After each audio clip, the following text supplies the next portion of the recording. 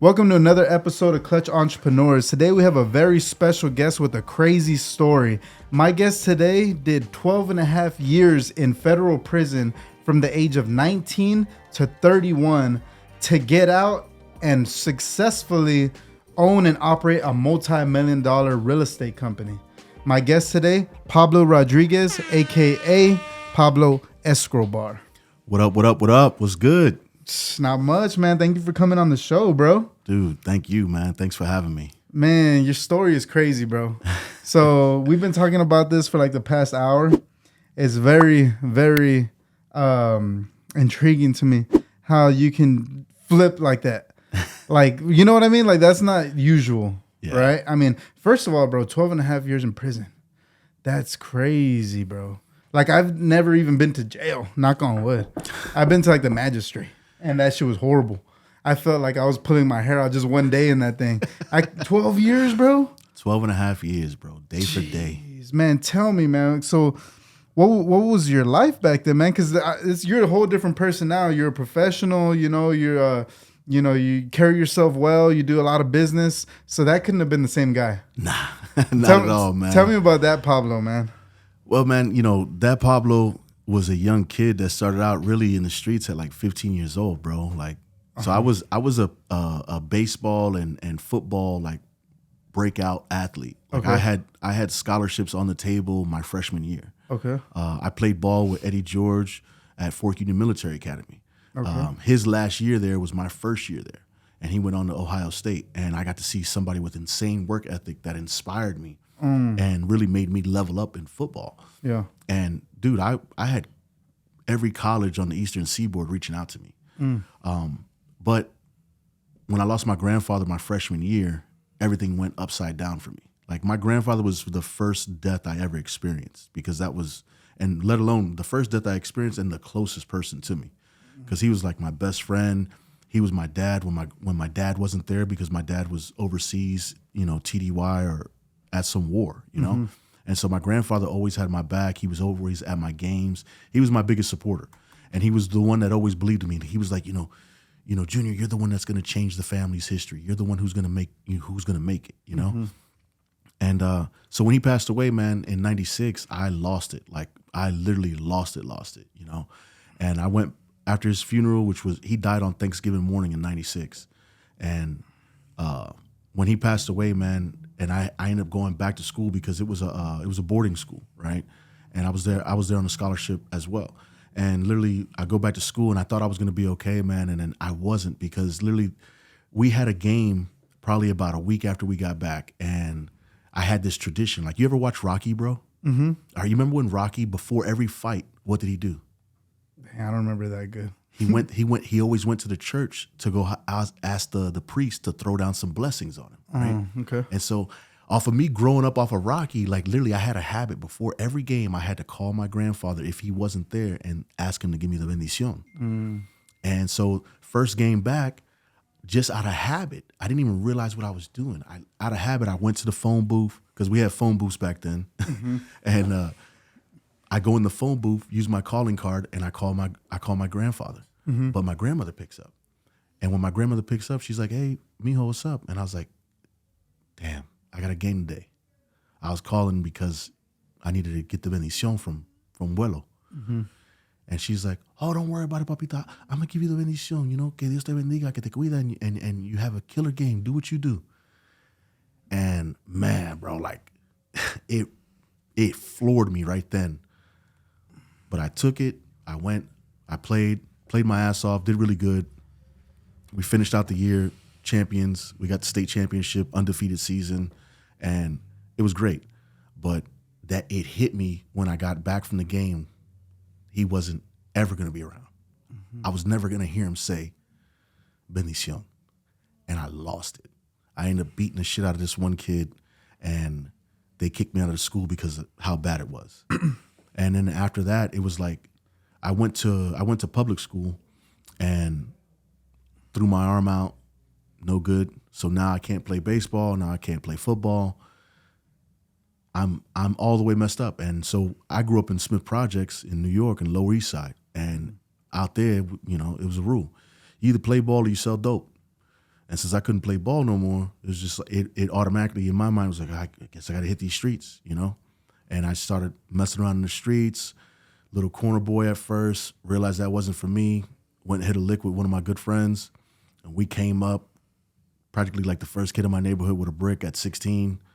And then I just started flipping pies and kept going.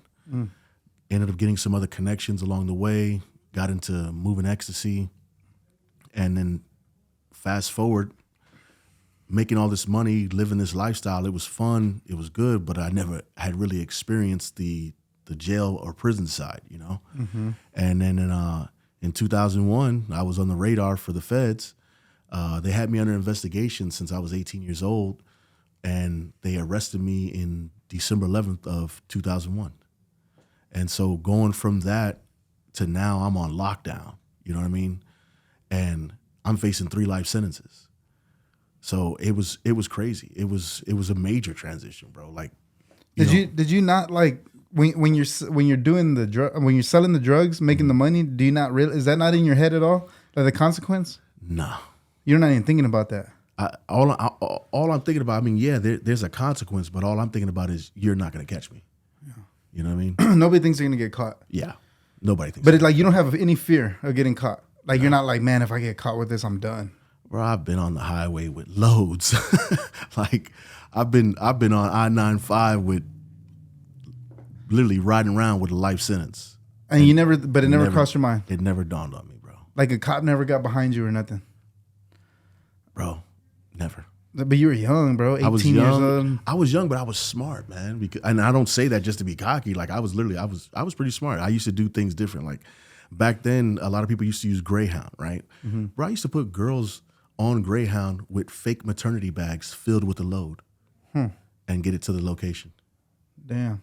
So like if you were, so you said the FBI was investigating you? DA. The DA? Yeah. So like, well, you were like, how much, like what was the, like how much drugs were you selling, bro? Well, like, that's gotta be a lot. Well, the indictment said I was moving 685,000 pills of ecstasy, 50 keys of cocaine, and they got me for possession of a key, possession of 1,200 pills, and then possession of a firearm by felon and possession of a firearm with obliterated serial numbers. Was that accurate? Pretty much. Damn, bro, that's a lot of drugs. Yeah. Crazy.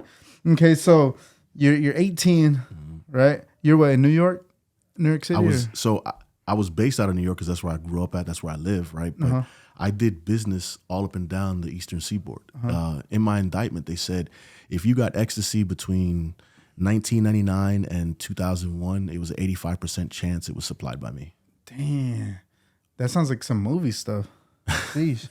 So but New York City or? Yeah, New York City, Manhattan. Yeah. So how was it like growing up over there?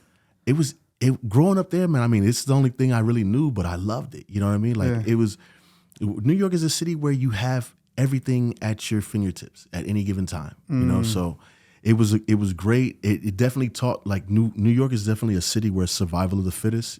So if you can survive in New York, you can make it anywhere. And I'm living proof of that. You know what I mean? Because it seems like everywhere outside of New York is like, to me, it's like a new playground. It's like, oh my God, this is sweet out here. We're about to eat. You know? Like, yeah, and because I went to New York for the first time, like in September last year. Yeah, I remember. I told you where to go get some bomb Chinese food. Yeah, and I went there. Thank you. It was great. It was awesome. So I'm like looking. I'm like, yo, this is so different. Like compared to San Antonio, at least. Yeah. Because like San Antonio is known as like a family friendly town. Like, I mean, don't get me wrong. There's crime and there's this and there's that, but compared to like Philly or like New York and like Chicago, it's not nothing like that. This so is like the suburbs. Yeah. So I'm like, man, but I really liked it though. I like the energy. Yeah. It was high pace. Yeah, it's definitely it's a hustler's playground, bro. If you're a hustler, you always feel at home in New York because it's like you get there and you're like, oh, now this is real hustle and bustle. Like this is where, like New York, bro, it has insane energy. Bro. I'm going back. That's for sure. And it's crazy, like all the different ethnicities and everything. Yeah, bro. Like I grew up around, you know, I lived for a little bit in the Bronx. I lived a little bit in Manhattan. I lived for a little bit in Brooklyn. Like I grew up with Russian kids, Chinese kids, Ethiopian kids, you know, from all over. You know, you meet every nationality in New York. Yeah. And you can get any nationality's food in New York. like at 2:00 in the morning. Let's go get it. Yeah, because it was crazy just being on the trains and like at a Chinese, like different languages. I was like, yo, I've never seen anything like this. It was crazy. But anyway, so getting back to the story, so you get indicted with a bunch of like, so you're facing what, 3 life sentences? 3 lives. What are you feeling at that moment? I ain't gonna lie, bro. I was shook. I was like, man, this is it. Like it's, and it for me, it was like even crazier because I felt like they were trying to put more pressure on me because I was so young. Like over here, like with everybody over here, yeah, they looked at me like I was the man, but I really wasn't the man. You know what I mean? Like I was small potatoes compared to people I dealt with, right? And they were trying to break me. They were trying to pin it on you. Oh yeah, they were pinning on me, but they were pinning on me in hopes of me snitching to be able to give up the plug, and I wasn't going to do that. Like they came at me, they said, "Oh, you're facing 3 life sentences right now. You know, if you take a plea bargain, we'll just give you we'll give you the 3 lives." I was like, "What? Where's the plea bargain? Yeah, wow. Like, am I missing it? Where's the plea bargain at?" And then they came back like 2 months later. They're like. 2 months later. 2 months later, they came back and they said they offered me life, just 1 life sentence with the possibility of parole if I would cooperate. And I was like, go eat a bag of dicks. You're out of your mind. What's the difference? I mean, when you might get out? Well, the federal government doesn't have parole, or at least they didn't have parole back then. I haven't kept up with things because I don't have no need to. But back then, they didn't have no parole. So if you were doing life and they did have parole, you could get out after 25 years. But life without parole is you're doing your natural life in there. Damn. So they did that. And then like 6 months later, 9 months later, right before my trial, they came at me and they said, all right, we'll play ball. We'll give you 30 years, but you got to cooperate. I said, 30 years? 30 years? Man, I'm not even 20 yet. That means I get out when I'm 50? Nah. I said, I'm good. I said, here's what you do. Go find 12 people, find your 2 alternates just in case somebody gets sick, put them in a box, and let's rock. Because I'm going to trial. I'm not signing nothing. And they thought I was crazy. But I also know a lot of the stuff that they had was fabricated and based off the guy who snitched off on me. You never got me with anything. You never physically caught me doing anything. You never had me on video. And I knew all this. Really? Because of the way I moved. Like I said, I was a little bit smarter than a lot of the kids back then. Yeah. Like the people I dealt with, they owned clubs. They owned businesses. Well, the only way you're going to get video of me is if you're in that place. So they never caught you with drugs on you? I've never been caught with drugs. Bro. And you still did time? Yeah. That's crazy to me. Oh, shit. The feds are vicious, bro. Okay, and then... So literally, I went to trial. At my trial, I only got found guilty of the gun and the obliterated serial numbers. So I got found guilty of the smallest charges because that was the only thing that they had actual evidence of, right? Everything else was circumstantial, and the jury just didn't eat it up. The jury said, nah, that's not enough to put this kid away for the rest of his life. Oh, yeah. So because I went to trial, they maxed me out. And they gave me, so I was actually sentenced to 10 years and 1 month. I caught another case while I was inside for drugs and added 2.5 years on my sentence. So that's when I did 12 and a half flat. And I did 12 and a half flat because I messed up all my good time in the beginning of my bid. So I lost all my good time within the first 3 years. And so I was maxed out. And so I did 12 and a half flat day for day. That's a gamble, man.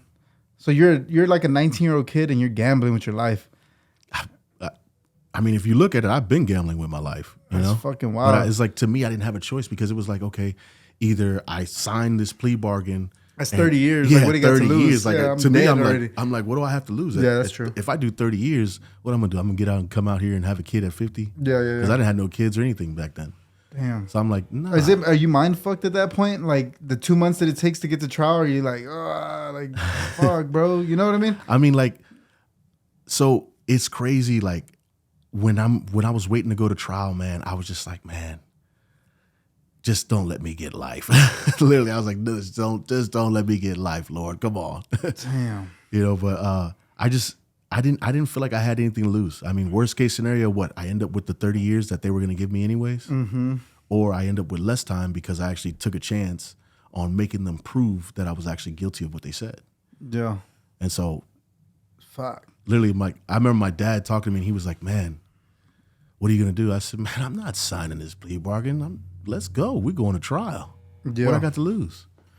And then I came out on top because at the trial, after I got found guilty, right, I looked at my lawyer and I was like, all right, so how much am I looking at now since those are the only 2 charges I got found guilty of? They're like, man, worst case scenario, you're looking at 15. Because the max they can give you on the obliterated serial numbers is 5 years, and the max they can give you on the gun is 10 years. So what saved me is at my sentencing, right, the judge allowed my father to speak. And my father came in his full Class A uniform. My father been in the military 32 years, bro. He was a first sergeant. So he's all decked out with ribbons. He's been in every major war since after Vietnam. Like he's been to Iraq, Afghanistan. He's been everywhere. You know what I mean? Mm-hmm. And he showed up and he said, listen, for what it's worth, Your Honor, my son's learned his lesson, whether you believe it or not. But I don't think what my son has done is enough for you to max him out across the board. Y'all had a lot of charges against him. He put y'all to the test and he went to trial and he came out where the stuff that he was facing in life ended up getting thrown out by your jury. So granted, he got found guilty of the gun. And if you guys had offered him a plea bargain on the gun, he probably would have taken that. So I think you should be fair and not suppress his life because he's already going to have enough time to learn a deeper lesson as he goes on. And the judge was like, you know what, sir, I thank you for your service. I'm a honor that and grant your petition. So what he did was he sentenced me to 10 years on the gun, and then he sentenced me to 60 months, which is 5 years on the obliterated serial numbers, but he had them run concurrent, so running together to equal a sentence of 121 months. And so he gave me 10 years in 1 month, and then I fucked it up when I got inside and caught the extra case. Crazy. So, dang, shout out to your dad for doing that. Yeah, shout out to my dad, Pablo Rodriguez Sr. He's the GOAT, man. Love you, Pops. Man, so now you're an entrepreneur, man, and you're doing good things now. Yeah. Was there any lessons that you learned in there that you might have like took into this day? Oh, absolutely, man. So, being inside, man, I used to be gang affiliated, right? I was a Latin King, and I was pretty high up there. And, being a part of any organization, you no longer are worried about just your life. You have to worry about the lives of the others that you're responsible for or responsible to. Mm-hmm. And so everywhere I went, there was always a whole nest of Latin Kings, you know what I mean? And I couldn't make impulsive or emotional decisions because if I did, it would affect the whole group, you know? So I learned how to deal with people a lot better. It taught me good, I guess, people skills, you know what I mean? And how to be, how do they call it? Not political, but more, damn it, I can't think of the word. Like some emotional intelligence, know how to handle things. Yeah, it taught me how to really deal with those and deal with people, and put, because there's a lot of emotions of other people. Yeah. And really attack the situation versus, I would deal with situations, but I wouldn't deal with it from an emotional standpoint. I would extract myself from it and almost think like I'm playing chess. You know what I mean? Yeah. How's this move going to make things happen 5 moves ahead? Uh-huh. You know what I mean? So I had to be careful in everything I did.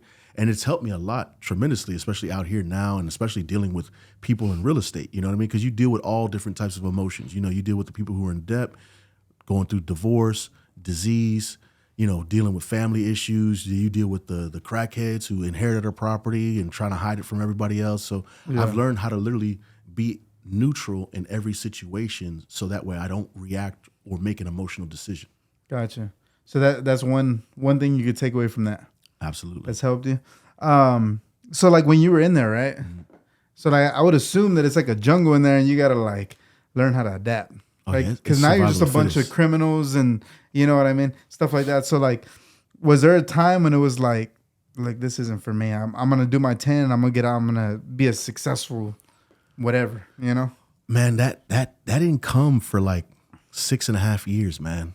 In 2007, like it was a major change that happened to me. Like when I say I was gone when I got in there, bro, like I went in there, I had gotten my sentence, but like I was literally committed to that lifestyle. You know, like if I was gonna be a gangster, I was gonna be the best fucking gangster there was. If I was gonna sell dope, I was gonna be the biggest dope boy there was. You know what I mean? Yeah. And so like I was committed to what I was doing and like how I was living. Like I was still selling dope in prison, which that's what got me the extra 2.5 years, right? But literally, the shift for me took place in 2007 because in 2007, like I wasn't a God-fearing man. I didn't believe in God. Like after my grandfather passed away, I had no belief in God whatsoever. Wow. And I questioned everything. I had something slick to say about everything too. But in 2007, while me being in the midst of getting ready to go kill another man, God literally stopped me. Yeah. Dang. Like literally I had taken a contract on a guy, bro, and I was going to go fulfill that contract. I was going to go make my bones. And Sheesh. laying in bed the night before I'm getting ready to go do this, I'm sitting here thinking about exactly what I'm going to do. And I fall asleep and it becomes a reality, like in a dreamscape, right? Where I'm actually going through exactly what I was thinking about and how I was going to kill this man. Sheesh. And literally God stopped me, bro. Literally in the dream, after I killed the guy in my dream, God said, and this is how you get caught. And I'm like, in the dream, just what? And shows me exactly how I get caught. So I'm like, oh, okay, well, let's rewind and let me do this over again. And I won't make that mistake. And then boom, he says, and this is how you get caught again, second time. And I'm like, man, what the hell is going on? Third time, no matter what you do, if you take this man's life, you will spend the rest of your life here. And I was like, man, who is this? And the voice said, I'm the one you've been denying. I am the I am. And it stopped me dead in my tracks. And I said, I am. I'm the one you've been denying. And now I've manifested myself to you in a way that's undeniable. Then the voice asked me, what is it you want to do? What is it you want out of life? And I was like, man, I just want to be happy. I want to have a family. I want to live life good. I want to make money. And the voice said, why are you doing everything contrary to that? Everything that you're doing is against what you just told me. So why are you doing it? And I didn't have an answer. Then the voice said, if you would stop denying me, and it didn't ask me to pick up a cross, didn't ask me to go out here and preach, didn't ask me to do nothing, just said, if you would stop denying me, you could have everything that your heart desires. And I didn't understand it then because I hadn't read the Bible, didn't understand anything, right? But I was stopped dead in my tracks. And it was like there was a bright light all around me in the middle of this, right? And so I woke up from the dream, right? And I mean, I'm shook, dude. I'm on my bunk. I'm breathing hard. I'm like, oh my God, holy shit, what the hell just happened? I'm shook. I go to the people who contracted me and say, hey, you know what, man? I've had a change of heart, bro. I don't want to, my gut's telling me to walk away from this sin. I follow my gut. They're like, all right, cool. You haven't, I said, man, I ain't talked to nobody about nothing, bro. I got a gut feeling. I follow my gut. Respect Pablo. You good. 2 weeks later, there's a riot in the prison. This was all in Victorville prison. I was in Victorville Penitentiary, which, by the way, does not look like it did on Fast and Furious. But literally, I'm in Victorville Penitentiary, and there's a big riot. A couple inmates got killed. A couple SEALs got killed. They lock up all the gang-affiliated leaders, right? I'm in the hole, bro.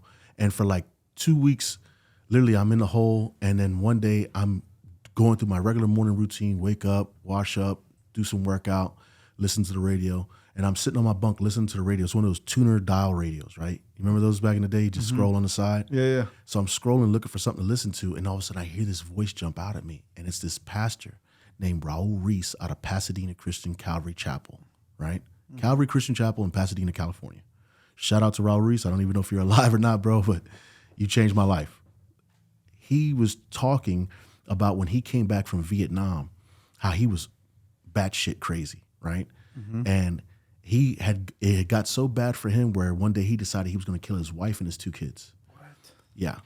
And so he laid there on the floor with his rifle, right, pointed at the door, waiting for them to open the door and walk in so he could blast through all 3 of them. and then kill himself. That was his game plan. And he sat there on that floor for hours. He said, hours on hours and hours waiting for me. He's like, man, why haven't they come home? All of a sudden, he had one of those floor model TVs, he said, and the TV turned on. And when the TV turned on, there was this chaplain on there, and he was talking about Matthew chapter 11, the parable of the sower of seed. And what he did was he spoke about how when the seed, and I don't know if you ever heard it, but it's the parable of the seed that's thrown, right? It falls on rocky ground, it falls off the path, it falls amongst thorns, and then it falls in good ground and brings back a crop 100-fold more than what was started, right? Mm-hmm. Well, the ground, the different grounds are different parts of our life where the word has been brought to us, but we're not receptive. We're not ready to receive it, and so it doesn't grow, right? Mm. And so, long story short, he broke that whole thing down, and literally I felt like he was breaking down my life. And apparently that's what he felt when the guy was talking about it, right? So he got up from where he was at on that floor, and he ran all the way down to that church, burst through the doors, ran to the front, got on his knees, and asked for forgiveness, right? And the pastor there came up, prayed over him, and told him to pray the salvation prayer that they had, right? And he said when he prayed it, he felt the weight of the world that was on him get released. And so he turned around, and there in the church, sitting on the front row pew, was his wife and 2 kids. They had been praying for him the whole time. No way. Yeah. That's wild. So literally, dude, that moved me so much. And I probably prayed, before, but it never had heart in it. And I got down on my knees right there on my bunk, and I prayed that prayer that he said to pray. And when I prayed it, bro, I really felt a change. I felt a wave of release for everything that I ever done. And it was at that point that the shift kind of happened. It was at that point that I made a pivot, because I said, you know what? I'm going to be different. I'm going to quit gangbanging, quit selling dope, and I'm going to start focusing on what it's going to take to make me the best version of myself when I get home. So after all this time in prison, which now we're at like 7 years, I'd never once tried to take a course or try to learn anything. All I read was, little bullshit novels that were a waste of time. Mm-hmm. Well, at this point, now I started working on personal development. Now I started reading a lot of books that were going to help me be a better version of myself. Mm-hmm. And I continued to do that throughout the rest of my bid. So by the time I got out of prison, I read over 5,000 books. Mm. I spent a lot of time locked down. You know what I mean? I've been in the Supermax. Like, I've been locked down 23-1. I did years locked down. Wow. And so when I'm locked down, all I could do was read. And so I took that time, because a lot of times I would get on lockdown just because of who I used to be, right? They were like, oh, this happened, you must be responsible. You must have ordered the hit or something like that. And I'd get locked down, and I'd be in the hole for a year and a half. So I read. I never tripped, never bothered me, never wilded out. I just lay on the bunk, read, and work out. And so I spent the remainder of my bid bettering myself and shifting my mindset. Because one thing I did see while I was in there is I constantly saw people coming in and out. It was like a revolving door. You'd see a guy, he just did 5 years, get out, he's back in 60 days, back in 90 days. You see guys get out, they be out for a year or two, come right back, violate probation on some dumb shit. Mm-hmm. I didn't want to be that guy. I never tested positive while I was on probation. I never had any issues. And it was so much so, like, towards the end of my probation, it was like they were fiending to get me for something, you know what I mean? Just to violate me and send me back, and they couldn't get nothing. So you switched from one day to the next, just like that?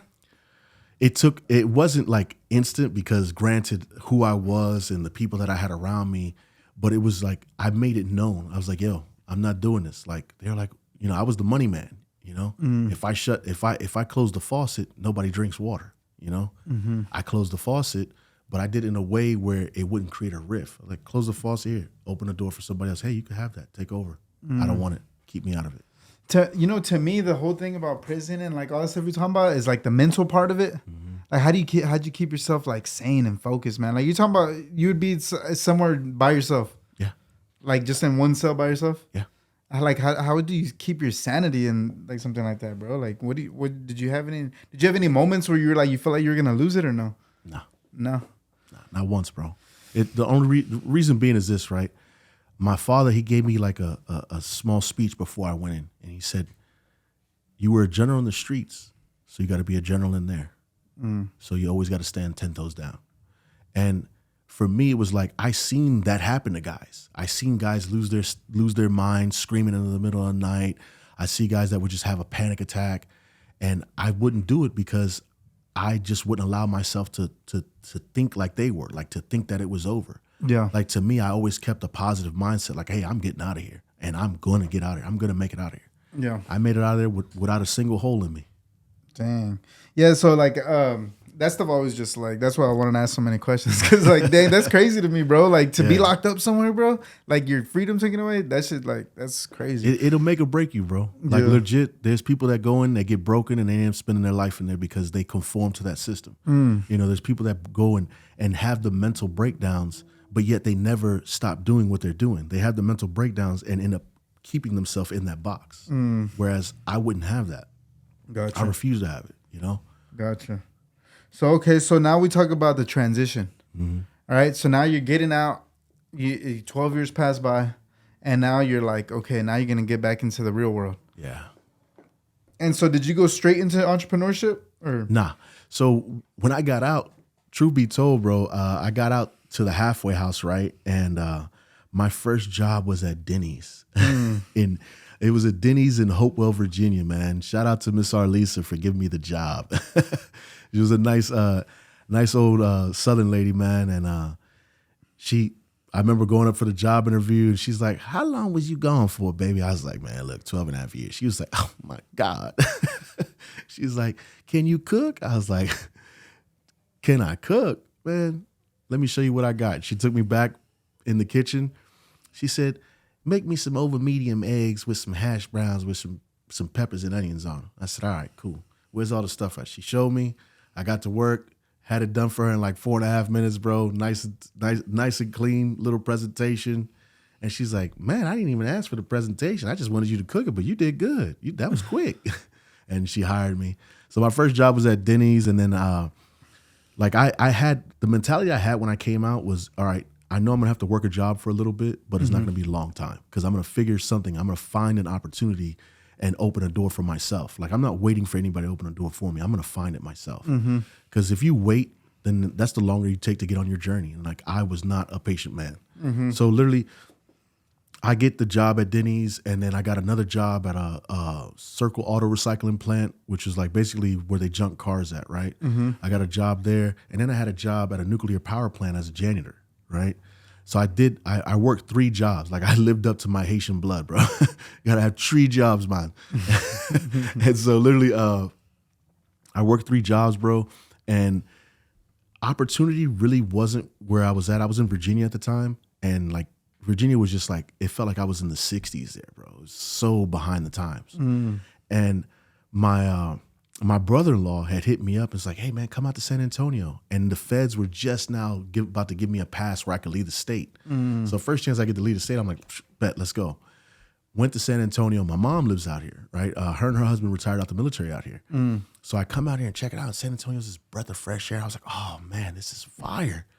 It's like it's not too city, but it's not too country. It's just right. And I seen it growing because I started researching on San Antonio, what was going on around here. And there's a lot of growth. So I filled out for an oil field job, right? And I said, if I get this job, we're moving. Dude, I got the job. We got our tax return back. I told my wife, I said, "Hey, we're moving." She's like, "Really?" I was like, "Either you're going with me or I'm leaving you behind, but trust and believe, I'm gone." Loaded up the U-Haul, moved out here, started working in the oil field, man. And that was good, you know, gave me better money than what I was getting working 3 jobs. Yeah. But I was working like a modern day slave. Like literally, I was a modern day slave. So I did that for maybe like 6-7 months. And then after 7 months, the oil field went belly up in like summer 2014. And we all got laid off. You could have never seen a happier guy that got laid off, bro, because I was so tired of 16-hour days. Like they laid us off. They said, "Hey guys," they had us. They had like the foreman's meeting, right? And so we're all gathered around the truck, and we had just finished the shift, so it was the end of the day meeting. And he's like, "Look, guys, I got bad news, man. everybody's getting pink slips. And I was the guy in the back like this. Thank you. I will gladly collect this unemployment. Okay. Thank you. Yeah. And then from there, man, I had just got into a multi-level marketing company right before that and met a guy by the name of David Velasquez, man. Shout out to him because he really opened my eyes. Like he got me into hardcore personal development, right? And he actually gave me or opened the door for me to get into real estate because he was good friends with Sam Madrid. And Sam Madrid was in need of an acquisitions guy, somebody good at sales, somebody who could close. Mm-hmm. So he introduced me. I got started with Sam in Madison, Madrid, and took off, bro. Just literally. Shout out to Sam. Big shout outs to Sam, bro. Like We do a lot of deals with that guy. yeah, bro. Love Sam. He still buys from me too. Yeah. Yeah. And We his just son, sold him one yesterday. bro, his son bought one from me last month. Yeah. Yeah, his son bought one from me last month. I got him going to check out a sub 2 right now. Nice. Yeah, we just sold one to him yesterday. Or no, That's the day dope. before. Yeah, no, it was yesterday. Nice. Lalo, yeah, his son. Lalo, bro. Yeah. Lalo's shout out to Lalo Madrid, man. Yeah. So, okay, so now you're in real estate. Yeah. So you learned from Sam Madrid? Mm-hmm. So he was your first or Yeah, he was like in real estate? Yeah, he was my first mentor in real estate, bro. Like, He's a boss, bro, in the game. what? OG. Yeah. So Like- so you got some good mentorship. Oh yeah, man, for Okay. sure. So what exactly did he teach you? He taught me owner finance, bro. Hmm. Like he taught me how to buy a property and then owner finance it out without doing hardly anything to it and making a bag. Yeah. And he taught me, he's like, man, this is a service because there's a lot of people out here, especially in San Antonio, that want to get a home but may not qualify through the traditional manner. Yeah. But these are hardworking people who are willing to put money down and buy the property on whatever terms. He said, I love those people because those people are hardworking people that want to make a foot forward in this country or in this state or in this city. And I want to give them that opportunity by giving them a base. Yeah. And bro, I don't know. I can't even tell you how many houses we did, bro. But I know we were probably doing like 5-6 a month easily. Dang. Like you acquiring? Yeah. Dang. Yeah, That's like- a lot. That's beast mode. Bro, they told me if you did this, then you get this. And I know how to get the bag. Yeah. So I just went hard, bro. Like anything that I do, I go balls to the wall hard. Yeah. You know, there's no stopping. So when they create the notes, were they flipping the notes or were they like collecting the cash flow? No, they were collecting the cash flow, but what they would do is after a note has been so long, like usually like 2-3 years where they're paying on time, you can turn around and sell that note to a bank Right. and get cashed out. Yeah. So like they flipping it. Yeah, so they would flip their notes. You know what I Yeah. mean? But they have a lot that they hold on to. Like Sam's got over 1,000 houses, bro. Sheesh. Yeah, he's got over 1,000. Dang.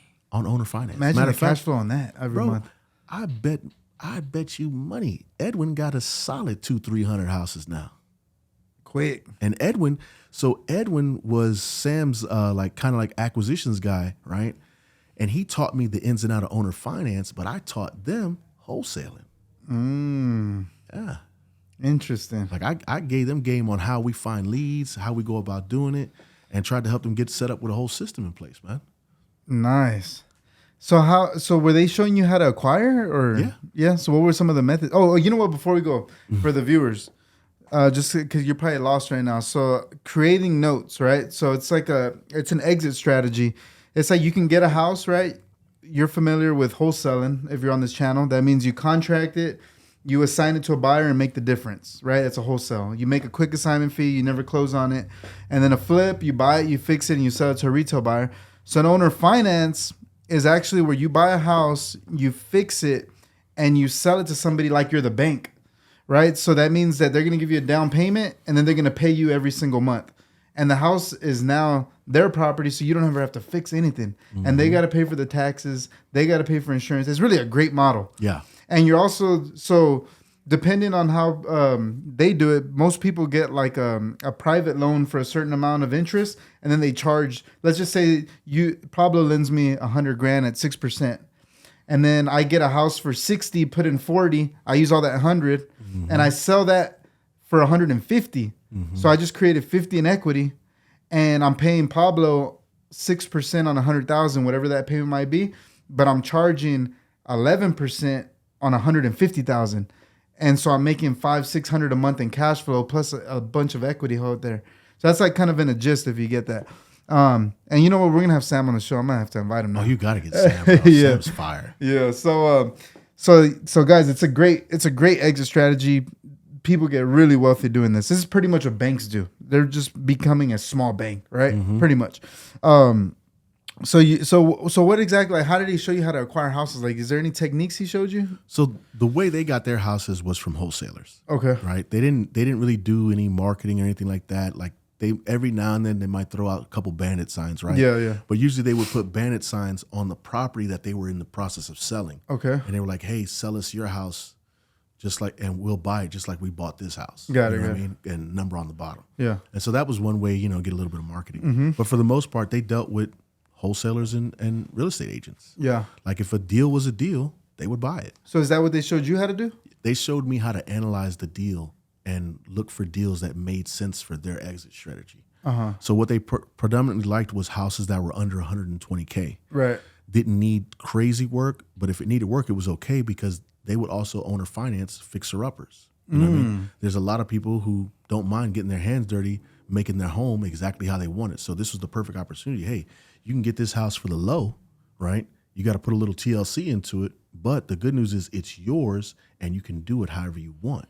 Oh. And so people would jump on Interesting. I haven't heard of that one. Yeah. So they'll just sell them like that as is. Yeah. For cheaper, of course. Yeah. Interesting. So, but did they? So what did they teach you how to do? Like reach out to agents and wholesalers, or? Taught me how to reach out to agents and wholesalers, but to do the numbers because the numbers is the most important thing. A house really ain't a house if the numbers don't make sense for you. Right. So they taught me how to break down and analyze a deal, and then also in breaking down and analyzing the deal, how we were also going to do our exit strategy. What was I going to be able to turn around and sell this deal for when we owner finance it out? And typically what we did was we would put like 30K on top of a deal and then do the, 10 in between 10 and 12% interest rate. And so that and the down payment is where we got the money at. And the upfront costs up front, I used whatever they brought for a down payment, I'd get a piece of that. And that's how I would get paid. I would get paid when I acquired the house from either a wholesaler or a real estate agent or my own marketing, right? So that's one pay, right? And then when I turn around and we finish fixing that house up, because I also used to run pretty much like any of the deals that I was involved with, I'd make sure how the rehabs went on and what we were going to do to it. Like Madison was big about letting me just kind of have a free reign on making sure the house got fixed up and just make sure I save as much money as possible. Right. And then so when I turn around and owner finance that house out, I get like 25% of whatever the down payment was. Oh. So nice. I was getting fed on two folds. You know what I mean? That's not a bad gig. Yeah. I did pretty good. I think my best month I probably made like maybe like 24 G's in a month, which not for bad me at back all. then that was big. That's not bad at all. Yeah, that's without wholesaling. You know what I mean? So I wasn't doing any wholesaling then. I was just acquiring properties and selling them to, families. Nice. So so now you're with Sam Madrid. You're on your wholesale journey or your real estate journey at least, real right? estate journey. Right after that, so it was like an MLM gig 1st, and then you went with Sam. Yeah. And how long were you with Sam? I was with Sam probably about a year. Like I'd say like pretty much like all of 2017 I was with Sam. That's a good education. Yeah. So, okay. And Madison was definitely big in that. Like Madison, shout out to her because she was a go-getter. Yeah. She still is, and she taught me a lot and kind of helped me get pointed in the right direction. Like she got me going to the different conventions. Like we went to the Real Estate Wealth Expo out in Austin one time that Tony Robbins spoke at.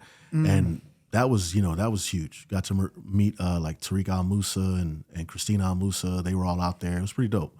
So she got me, continuing to seek knowledge and learn in real estate. And then things shifted one day because I did a deal with Aaron Bevins, right, where we were buying a property from Aaron.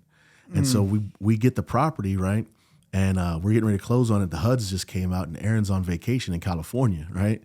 And so I get the HUD, and I see the HUD, and I'm like, okay, boom, I'm making $2,500. Okay, I ain't mad about that. And then I see Aaron Bevins, $20,000. I said, that's got to be a mistake. Let me call him up. He'll like this laugh. I call Aaron up. He's on vacay, right? He says, I tell him, I say, hey, bro, I just got the HUDs, and yeah, we cleared the close. He said, oh, that's what's up, bro. I said, yeah, but they made a little mistake. He said, yeah, I didn't see one where. I said, yeah, they got me getting 2,500. They got you getting 20,000. He said, oh yeah, bro, that's not a mistake. I said, what? You can get those type of assignments? Cause I'm only able to get like $5,000. He said, oh yeah, player, nah, you capped over there. You ain't no cap when you ride dolo. I said, what? I said, hey man, when you get back from Cali, we got to pull up. We got to talk. Yeah. And then when he came back from Cali, true to his word, he pulled up at the crib and we started talking about it, right? And he's really giving me the uncut version of wholesaling. And I was like, oh, really? And I said, dude, how do you go about finding it? And he's telling me how he does his leads and everything like that. And I was like, hey, there's a better way. And he's like, what? I was like, well, see, dude, I used to work at DirecTV with AT&T and everything, right? And I ran a call center. And I said, this would be simplified if we did like a boiler room call center. And he was like, what? I said, yeah, bro, a bunch of us dialing the same leads, following a script is guaranteed to work. I said, if you're doing this solo dolo like this with little inbound marketing and stuff like that, I said, dude, if we actually call these leads, we can get more. And so me and him partnered up and created like the whole cold calling boiler room scenario that everybody jumped on. That was me and Aaron. And literally we get that going, and our first month, excited as hell, we did 64 G's. Yeah. Our first month we did 64 grand, bro.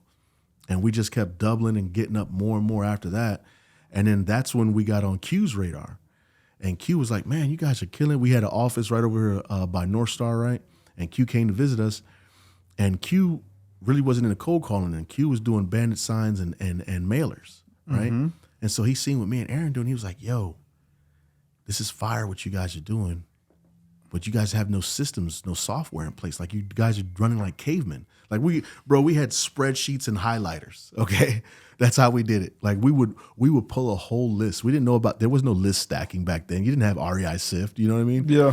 You didn't. I think PropStream had barely just come out. You know what I mean? So like literally, we were just doing everything the Stone Age way. Yeah. Like we didn't have PropStream, we didn't have Propelio, we didn't have a dialer. I think it was Aaron's dad that introduced us to the idea of a dialer because we had everybody dialing off their phones. Dude, we would knock out at least 300 calls a day. Each person dialing, smiling and dialing at the desk, marking it out with highlighters. You know what I mean? And then Aaron's dad said, hey, I found this thing, guys. Hear me out. And Aaron was like, oh, man. Here goes Pops again with these crazy ideas. Because he was a tech guy, right? Yeah. And me and Aaron weren't too techie. And he goes, dude, there's this thing called Mojo. It's a dialer. And so he showed it to us, and we got like a little 30-day account and just took off with it, bro, and went ham. So then Q, he seen all that, and he was like, look, there's systems that you can use, bro. And that's when he introduced us to Propelio, right? And PropStream. And he's like, bro, there's systems for this. I was like, for real? And so he was like, look, with these systems and softwares and the SOPs in place, then this thing will really blow. So then we all started kind of feeding off each other, and we came together and just took off, man. And the rest is kind of history. There you go. That's a pretty cool story. I didn't know it went down like that. So you and Aaron were partners? Yeah, Aaron was my first real estate business partner, bro. And then Q joined? No, so then it was Q, Garrett, and Rosa, right? Uh-huh. They ended up getting an office in the same space as us. I remember that. Yeah, and so we used to just always be helping each other out, working with each other. You know what I mean? Mm-hmm. And they still did their own thing. They really kind of still stuck to the mailers and to the bandit signs, right? Mm-hmm. And then we just would collaborate a lot because we were always about building with each other. Like it wasn't ever like a scarcity mindset. You know what I mean? Like I never had the fear, oh, if we start working with him, we're going to run out of houses. Like, bro, there's 2 million plus people in San Antonio. You think we're going to run out of homes? Mm-hmm. We haven't even now to this day, right? On the cool, with all the people that we've taught, with all the people you've taught, right? We haven't even dropped a penny in the well. Mm-hmm. You know what I mean? There's enough out here for everybody to eat. And that's just the mindset that me, Aaron, Q, Garrett, that's what we always had. It was like abundance mindset, you know? Mm-hmm. And so we worked well together, you know? And me and Aaron were partners, and, you know, that was great. We made a lot of money together. Definitely saw my first legitimate 6 figures with Aaron. You know what I mean? Me and him, in our partnership, we did good that year. We definitely cleared over $500,000. And not bad. Yeah, not bad for a couple guys didn't know really what they were doing, right? Yeah, And then, no systems, no nothing. And then after that, me and Aaron kind of grew in different directions. I was never really like the social media type, and like he was building the social media, the whole millennial entrepreneur brand, and nothing but love for the brand. It just at the time it wasn't me because I still had a little bit of that prison mentality where I'm not trying to have all my stuff broadcast on TV and on Facebook. Like, bro, I didn't even get a Facebook account until I think like 2016. Really? Yeah, and I literally like it might have been later than that, but I didn't even have an IG account until Quentin. Quentin made me do an IG account, bro. Dang. So, like for me, here you are on podcasts. Yeah, right. It's crazy. Right now, I'm going podcasts all over and stuff. It's dope. But bro, I remember those days. That was fun. I remember I would see Aaron with his like long hair, and like I was like, "Who is this guy, bro? This is a high energy ass dude." Let me holler at him. Super high energy. Let me holler at this guy. What's going on over here? That's crazy. It was dope, man. And then so after me and Aaron parted ways, man, I knew I still needed to learn a lot, especially with systems and software. So I went to Q and I was like, dude, listen, how about this? How about we make a real live fucking boiler room? And you remember the office that we had off of Babcock, right? Babcock. That was the office where we was on the second floor, that big long office, the one where we was at for the first Ground Zero event. Oh, yeah. All right, so that office was the first, like that was the big super boiler room, man. We had like 20 acquisitions agents and everybody was smiling and dialing and getting it. Like it just took off, you know what I mean? And so me, Q, and Garrett, we partnered up. Garrett was always the numbers guy, could give you the best comps. Q was the visionary, you know what I'm saying? And kind of me as a creative visionary, but also the implementer, you know what I mean? Because I was always big on taking action. And so we worked great together, bro. And like literally we came together right before the first All In event. So Q wanted to take me to that event, right? But I was like, bro, we just started this partnership on the cool, man. There's a lot of deals to dispo. I want to get this bread. Y'all go out there, go have fun, go learn everything we need to go to the next level, and we'll implement it when you guys get back. But I'm gonna get this bag while y'all are gone. And so literally Q left, and he's out there for like I think 4 days. And when he came back, I'd sold like 40 deals, and we cleared 1.6 million. 40 deals? Yeah. In a weekend? Yeah. Sheesh. Like Garrett almost had a heart attack because they had a bunch of deals in their pipeline, bro. Is that they just weren't, I guess, dispoing it correctly, or it wasn't getting dispoed. I don't remember who was doing dispo then, but they had a lot of deals in the pipeline. And literally, bro, Q gave me the keys to the car. He said, take it for a drive. And shit, I took it for a drive, all right. That's crazy, bro. And it was beautiful, man. And then we followed up with it the following month, and we did like 1.2. Jeez. That's crazy.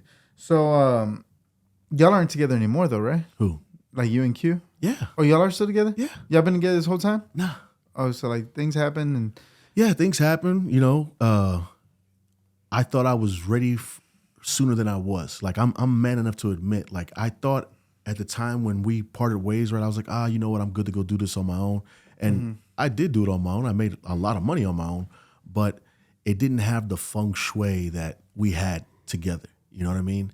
And so, man that I am, I manned up and went to Q and I told him, I say, hey, bro, on the cool, man, like probably one of the stupidest decisions I ever made was us parting ways.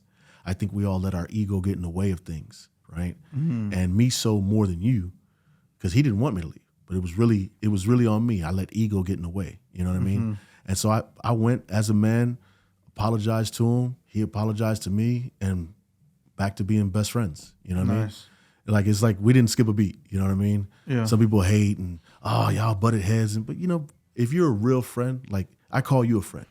Me and you one day are destined to bump heads. It might be something trivial. It might be something monumental. Yeah. But real friends can bump heads. I let you go to your corner for a little bit. I'll go to my corner, and then we'll come back and touch gloves, and we're good again. Yeah. And see, some people hate the genuineness of that. You know what I mean? Yeah, no, that's real. I mean, if you're being genuine, you know, we're just humans. I get that. So what are y'all doing right now? Like, what is y'all's business model right now? So right now, bro, we are literally on nationwide wholesaling. Like we are in I think every major city, and we're just getting deals. That's it. We're hitting numbers Nationwide? Yeah. Damn. So the nationwide thing, honestly, we just got on that not too long ago because it's been a bit of a trial and error, man. You know, there's been a whole lot's changed since COVID. You know what I mean? Where cold calling was a big thing prior to COVID. Right now, don't nobody want any phone calls from you, right? But what they will respond to is if they see an ad on Facebook or they see an ad on Instagram or they see one on Google. And so that's what we've kind of pivoted to into doing more PPC or Facebook ad marketing, which gets you inbound motivated sellers instead of me trying to find that needle in the haystack that actually wants to sell their house. Instead, we have them coming to us. Gotcha. So it's faster, do more numbers, more volume. And so what are we talking, like PPC? Mm-hmm. So, I mean, those leads got to be a lot easier, right? Because they're coming to you. They're a lot easier. Yeah. So one thing that I've heard, because I've heard a lot of people doing this, is that like the leads that come in, but they're like in the middle of nowhere. So that type of stuff. We went through that, right? We used one company. I'm not gonna mention their name. We used one company, and literally, they sent us a pile of dog shit. Okay, they literally sent us like almost 700 leads in the most rural areas, and we're getting contracts, right? We're getting contracts with 20, 30, 40K spreads. We're getting contracts that at the end of the day, even after our spread, it's still a 65% deal, right? That's the deal for any investor.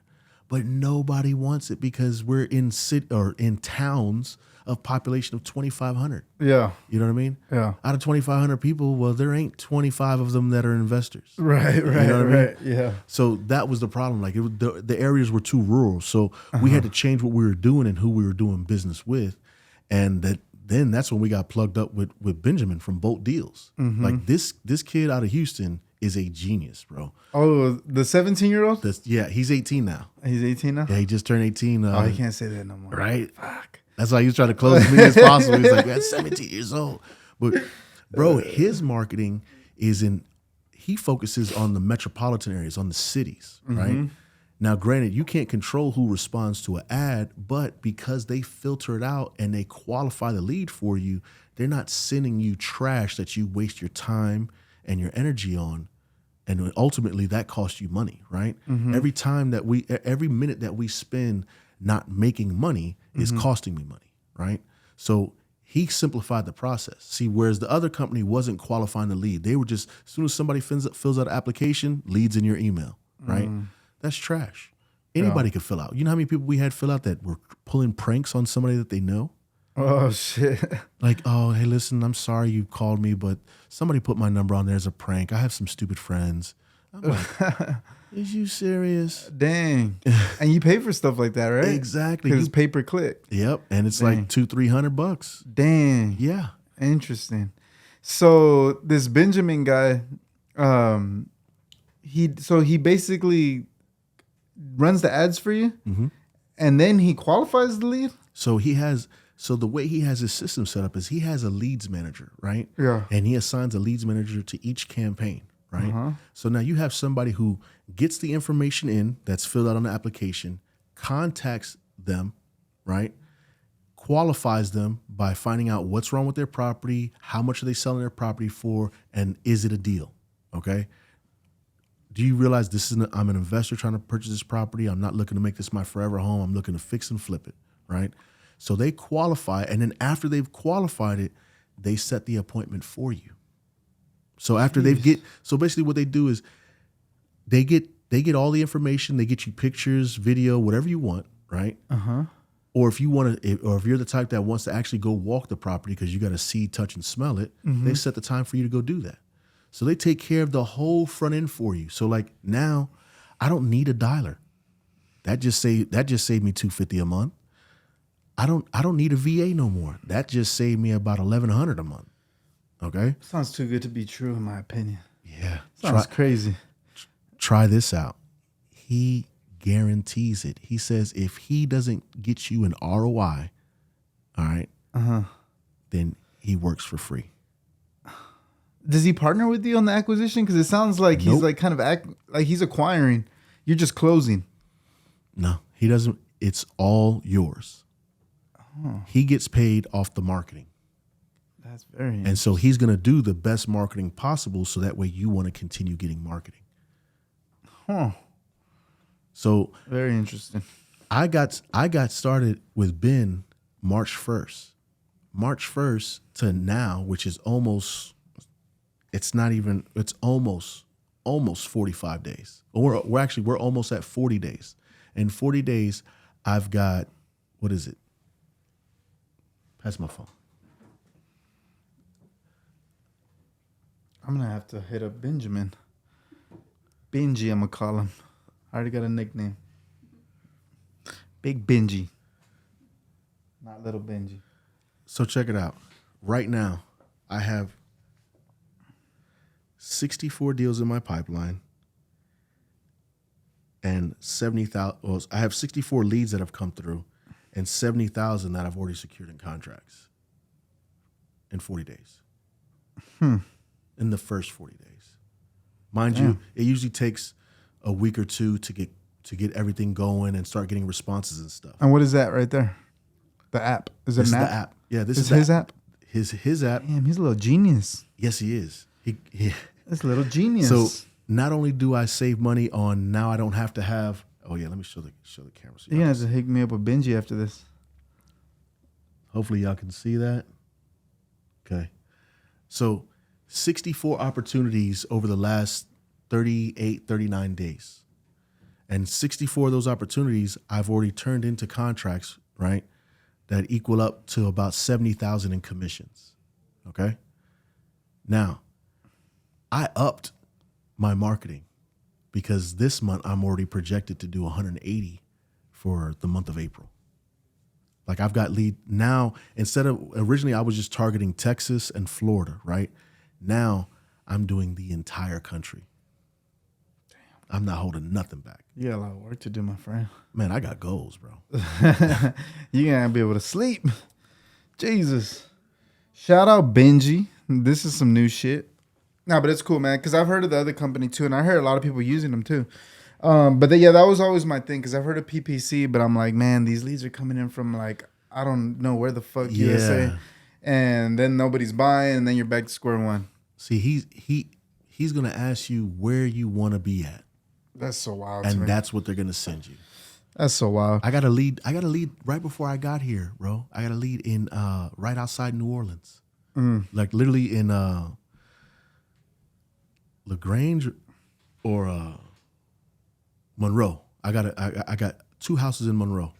And literally my business partners has been going back and forth with them, getting pictures and everything. So for the viewers real quick, can you break down when a lead comes in and then what's the next step? Even if you can give a little script and kind of just walk them through the process of a PPC. Okay. All right, guys, we're dropping gold for y'all. All right, we're dropping mad gold for y'all. If y'all are feeling this, if y'all think y'all can make money with this valuable information, drop a heart, leave a comment, share with your friends, and make sure you spread this message out so we can continue to drop bars like this. All right, because we ain't done. We're just getting started with this podcast. Because all right, man. So from beginning, when the PPC lead comes in, all right. So what's the next step? So when the lead comes in, the lead manager is going to qualify the lead. Okay. They're going to have a conversation with them that goes a little bit like this. Like, hey, you recently just filled out an application looking to sell your home. We are home buyers, right? We buy all over the country and we can close fast. So tell me a little bit about your house. Tell me what's going on. And tell me what's got you wanting to sell. So these are key questions that are going to be asked and then they get answered. Now, once the questions get answered, that's all part of qualifying the lead, gauging their motivation, finding out what's wrong. Like, why do you want to sell? Is it one of the 4 Ds? Is it because you're relocating? Is it because you're downsizing? Is it because your home has gotten too small and now y'all need to upgrade? Like, we want to know what's the reason why, so that way we know how motivated you are. Right? After that, now once we've gotten their motivation, now let's get to the particulars of the property. Right? We find out all the information about the property. Now, once we got all the information about the property, we further qualify the lead to see if it meets our expectations as far as numbers are concerned. Now, once we have the numbers on everything, right, and we've gauged the motivation of the seller, now it's like, okay, how much are you looking to walk away with this? Like, what are your expectations? Because that's the other thing too. A lot of people make the mistake of setting unrealistic expectations with a seller, and then when it blows up in their face, they wonder why the seller gets pissed off and threatening to sue them. Right? You got to set realistic expectations. So we tell them, listen, not every deal is a deal that we can buy. If it's not a deal for us, it might be a deal for somebody in our network. If it's not a deal for somebody in our network, meaning it's just not a deal at all, then we just can't do it unless you come with better numbers. And so once we've gotten that done, then we make the offer, negotiate if we have to, contract, and then it's off to the races trying to get a disposition. Yeah. Okay, so the lead comes in.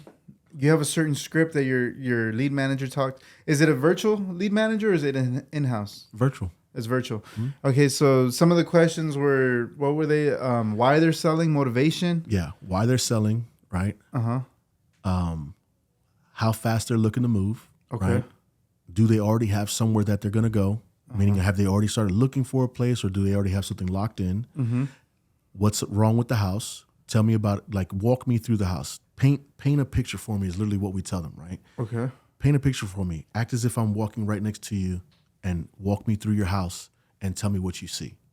And so they tell us everything that's going on. They tell us the history. That's when you actually get sellers to talk, because they start remembering things, key memories that they had in that house, right? If they've ever lived in that house, that's when they start, having the memories.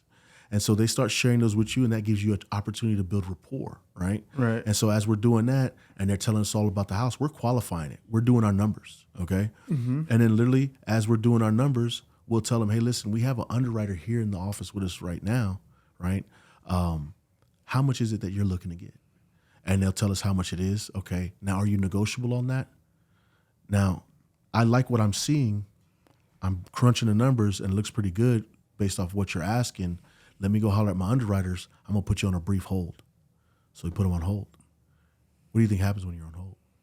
They start talking. If there's somebody else there, if they got a significant other, they start talking. Man, I hope they give us $100,000. Oh, that's some Eric Klein shit. Yeah. I heard that the other day. Yeah, that's literally what it is. Yeah. And shout out to Eric Klein. That's my big homie. that's my bro. That's my brother from another right That's there, some man. genius shit. Yeah, I heard. And then they just start spitting out shit. And they start spitting it out, bro. And literally, you just got to sit there. Most people get too nervous to put a seller on hold because they think the seller's going to go away. But see, what we've done, one of the things that we do in the beginning is that we let them know we don't buy every property. We buy properties that qualify for our portfolio. Gotcha. And the number one question that we get is, well, how do I qualify? Yeah. And in that moment, you just created a pivot in the conversation, because now the power has shifted. Yeah. Now, I'm not trying to convince you to sell me your property. Now you're trying to convince me that your property qualifies for me to buy it. I like that one. Bars. So what is the ratio on PPC of contract to sell? Like how many are you dropping, basically, is what I'm asking. It's too early in the game for me to give you those numbers, right? Because given that I've only been working with Ben for about 37, 38 days, you know what I mean? Yeah. I don't think I have enough data to give you exact numbers, but if I'm just going to wing it and guess it, I'd say like out of every 10 leads comes probably 4 that turn into contract. Not bad. Yeah. And out of the 4 that turn into contract, I'd say it's like 2 to 3 that actually close. Like about 20%. Yeah, like a 20-30% ratio. That's not bad.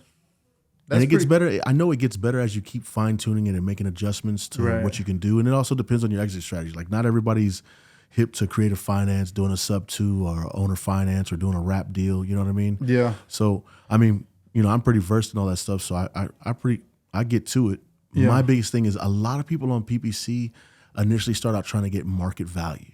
And so that's why I say it's important to set realistic expectations as far as what you're looking for, because we have quite a few that have come in already, looking for full market value and that they've already done work to. I even had an investor fill out on one of my ads, right? Mm-hmm. He'd done everything to the house, but he had it listed. It hasn't moved. He had it listed for way too much. And now he was just trying to get what he owed the lender. Like, he was ready to take the loss. Like, look, I just want to get what I owe the lender. But even that was like, well, nah, that's too much. Yeah. Like, hey, like, men lie, women lie, but numbers don't lie. You know what I mean? So I stick to the numbers. And that's imperative. If there's anything that I can stress to you guys is stick to your numbers. Like at the end of the day, if you have to try to make a deal, then it's not a deal. Okay, so man, I mean, we went through a lot, man, from your whole story from the beginning to PPC. What a crazy journey, right? Right. So what are your goals looking like, man? Like, what are you trying to achieve in this business? So this year, my goal is to get 100 multifamily doors, and probably I'm not really trying to mess with single family because I feel like single family outside of wholesaling it is honestly just a waste of time. Like, I don't want a bunch of single family doors. I just want strictly multifamily. So Gotcha. I'm trying to do the 100 this year and then double or triple that for the following year. And then outside of that, building my brand, bro. You know, I got my podcast, you know. You're going to come bless us. You know Yes, what I mean? sir. Looking forward to doing that with you and getting the nitty gritty on this guy. Yes, sir. Right? And then, you know, building out my brand, man. And just my personal goal, honestly, bro, is like I love giving back to the community and providing value, man. So I want to, like, my lifetime goal is to make 1 million millionaires. Like, I want to have added enough value to people to where I can help them create income, you know? So I want to make 1 million millionaires. And so everybody who knows me or deals with me or has gotten coached from me knows that I give everything that I'm doing. Like, I show you exactly what I'm doing verbatim. I'm not going to sell you something because it's an affiliate. Like, I'm not looking to sell anybody shit. Yeah. I'm looking to help you, looking to add value to you. If I can help your company grow, then that's what I'm going to do, you know? But that's my goal. 1 million millionaires and 100 multifamily doors this year. Overall, I want like thousands of multifamily doors. Like, I want to own apartment complexes. I'm looking forward to taking down a couple apartment complexes this year. Had somebody that, it was crazy. I was dealing with a seller, and the seller and me built such fire rapport. She's like, yeah, I'm getting ready to go look at these 425 doors for 2.5 million. I said, oh, you got my attention. I said, you need a partner? Yeah. And it was just cool. Like, we chopped it up, and she said, I might, you know, we'll talk about it, you know, because I don't have 2.5. I said, well, I can get it for us. You know what I mean? I got some private money, baby. There you go. We make it shake. Man, so first of all, man, your story is crazy. It's inspiring to see like the massive turnaround that you've done for yourself in your life. Thank you, because bro. it could have went any other route. Facts. And you know, I'm sure the odds are very against you that this would even be happening right now. You know, from going, you know, it's just not meant to be like that. Oh, that's a fact. So congratulations on switching that over, man, because you can give some people hope that are coming out and, you know, want to do what you're doing, right? Like, make a success out of their life. It doesn't have to be over, right? So shout out to you on that, man. For the viewers that are watching this, that they want to, you know, maybe, you know, speak to you or reach out to you, where can they find you? On Facebook, you can find me Pablo E. Rodriguez. And on IG, you could find me pablo.escrowbar. That's with 2 R's on the end. Escrow, because I keep deals in escrow, okay? And then... I dropped that one. Let me get some credit, dog. My dog did give me that one. I ain't gonna lie. He did bless the game. You know what I mean? I gotta make sure I get that trademark before he end up being like Puffy having to pay Sting. Man, so that's where they find you? Are you on YouTube yet? Yeah, on YouTube, it's just my name, Pablo Rodriguez. And TikTok, I'm not on I'm on there. I think it's Pablo_the_hustlepreneur, because that's been the name that I was originally given, you know, because I'm hustling, baby. I'm hustling. I'm an entrepreneur, so I'm the hustlepreneur. You know what I mean? I dig it. Yeah, there you go, guys. So I hope y'all enjoyed this episode. It was really inspiring to see somebody that can go from, you know, almost life-shattering type circumstances, right? We were that close, to signing a piece of paper, to, you know, betting on himself. And, you know, now look at where he's at. It's so inspiring to see. So, guys, if you like this story, make sure that you like this, you comment, you share with your friends. That way we can continue to get you some awesome guests just like this and continue to spread the message. You know where to find us. You can find us on all platforms: YouTube, TikTok, Instagram, Facebook at JR Clutch. And you know what we do, guys. We're always looking for real estate investing deals. If you get a deal in San Antonio, Austin, Houston, Dallas, any major city in Texas, you know where to reach me, DM me, and I can get that sold for you, all right? Looking forward to do some business with you. And until the next one, guys, I'll see y'all then. Stay and look clutch. forward to seeing JR on my podcast, Self Proclaim. There you go. That's next week. Next week, self-proclaim. All right, guys. Catch us out. We'll see you in the next one. Stay clutch.